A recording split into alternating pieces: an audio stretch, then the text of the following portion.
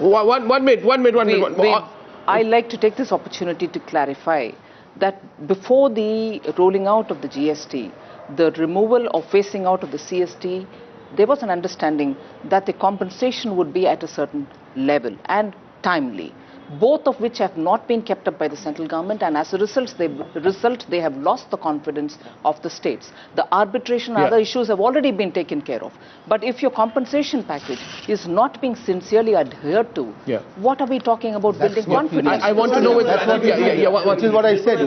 He has to make an allocation now, saying here is 30,000, 40,000 crore for any possible compensation. But just one thing else, the markets are, I think, also looking for some boost to the industry by way of additional depreciation allowance or by way of investment allowance or something like that to bring the investors' confidence back. But Rajiv, the government has already made it clear there's going to be no compensation on CST. So I think the government has made it pretty clear that GST is not going to happen. Nirmala is absolutely right.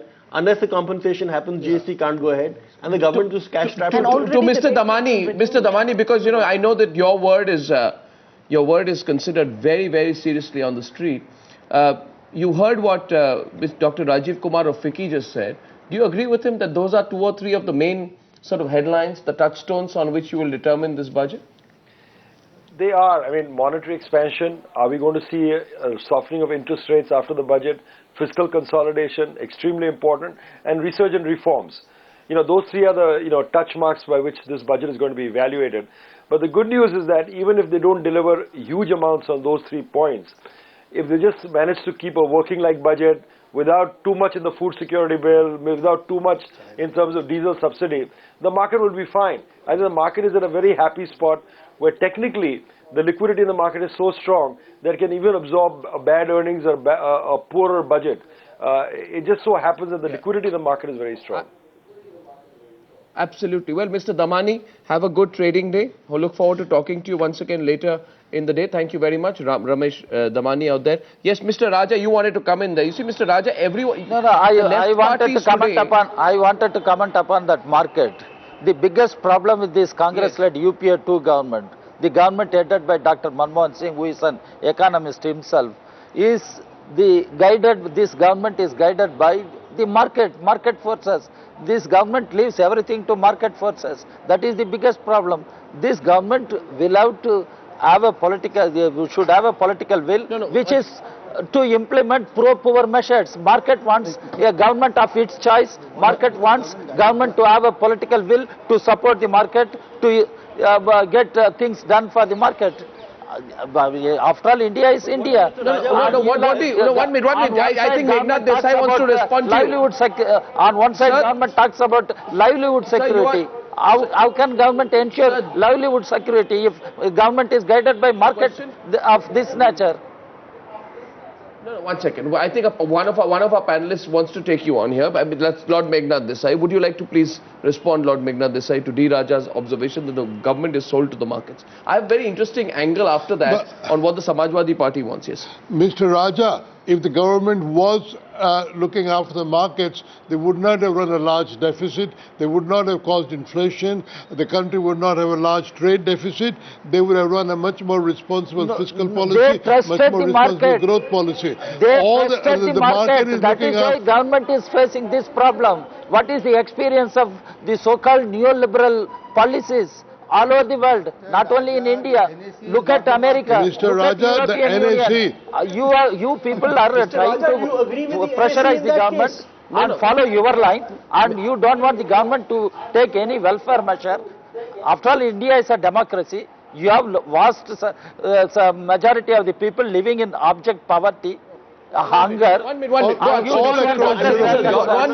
Hear the other side, Mr. Raja. 1 minute. Arnab, I think the question you have to ask the political parties is, do they want the food security bill or not in the full-fledged form? And that will answer your question. If all the political parties want the food security bill, then I think the budget is going. We all know where the budget is going. So why don't we begin? Here's a fact which I've just heard. A fly on the wall has just told me that Mulayam Singh Yadav has put his own set of demands to the government. And what are they?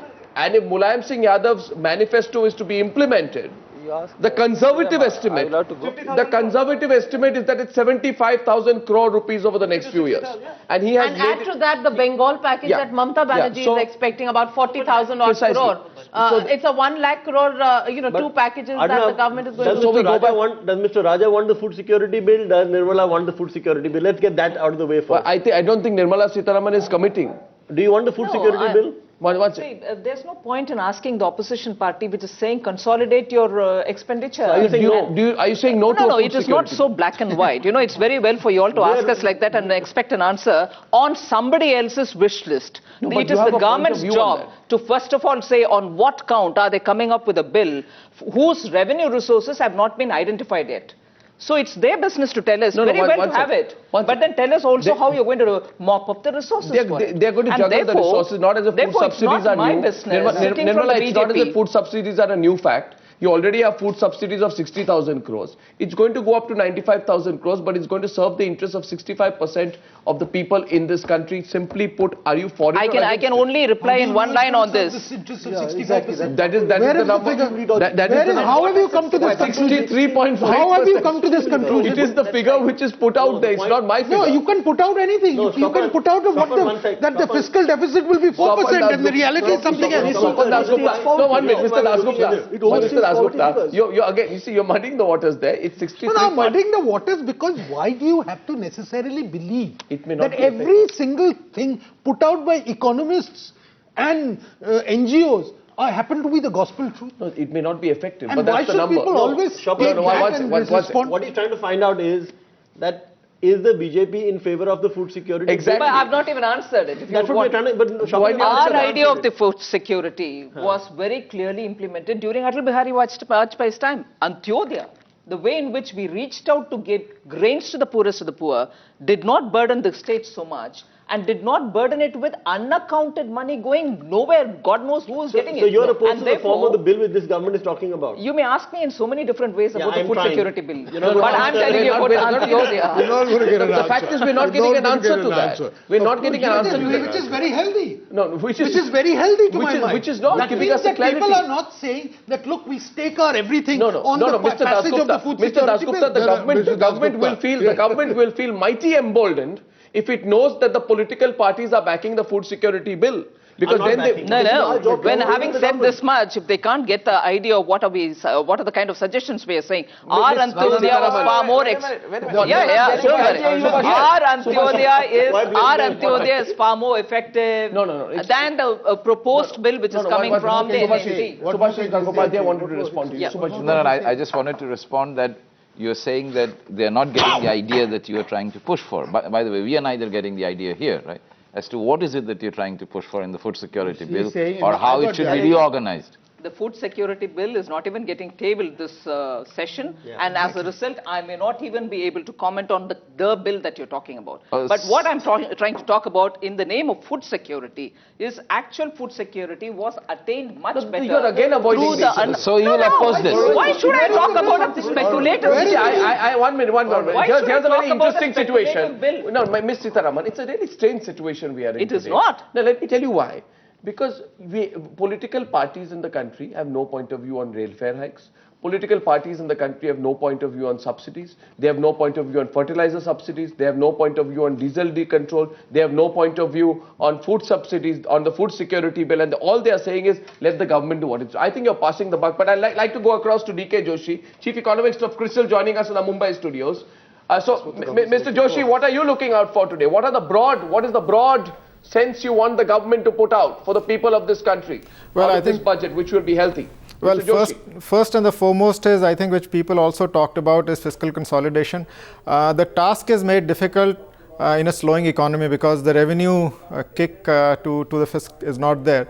So I would look forward to how the government is going to reduce its deficit. Is it going to do it in a credible manner? Are they going to take hard decisions on the expenditure reform front, without which I don't think a credible fiscal consolidation is possible. So I think, to me, first and foremost is how is the government going to lay out its fiscal consolidation program, and within that, how are they going to ensure that they move away from consumption spending towards investment spending, because I think one of the reasons why inflation has stayed high in the last couple of years is because there was too much focus on consumption and too little focus on increasing the productive capacity, increasing the supply situation. So I think that to me is very critical, because monetary policy also critically hinges on this fiscal stance of the government.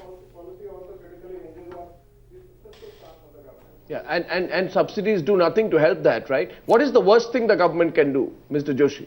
What is the worst thing the finance minister can do this morning, which is going to send the markets tanking, send the wrong signal to investors? Well, I think it's not easy to answer your question, but I think if they don't do anything on the expenditure front, I think then the market will price in as the fiscal targets as being very shaky.